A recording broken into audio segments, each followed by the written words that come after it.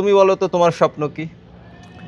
আমার স্বপ্ন হচ্ছে আমি আমার বাবা মা যেটা চায়, বাবা মা যেটা চায় সেটা তো অনেকে স্বপ্ন নাও হইতে পারে, কিন্তু নিজে যেটা চায় অনেকে সেটাই অনেকে সম্ভব হয়।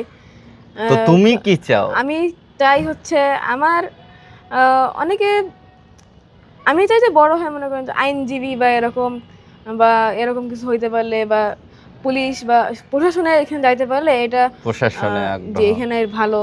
কন্টেন্ট ক্রিয়েশনে আগ্রহ আছে? কন্টেন্ট ক্রিয়েশনে আগ্রহ ছিল, এক সময় ছিল, বাট অনেক সময় আব্বু আম্মুকে বলতে দেখছি যে যে কন্টেন্ট ক্রিয়েশন দিয়ে এরকম হবে না, তো এগুলো নিয়ে অনেকে হাসাহাসি করবে এরকম, এর থেকে এগুলো না করাই বুলিং এর ভালো। শিকার হয় অনেকে। জি।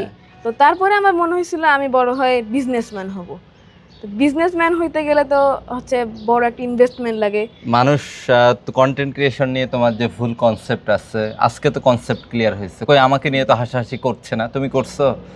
না, আর কেউ করতে দেখছো? না, কই আমাকে নিয়ে তো কোনো ট্রোল নাই।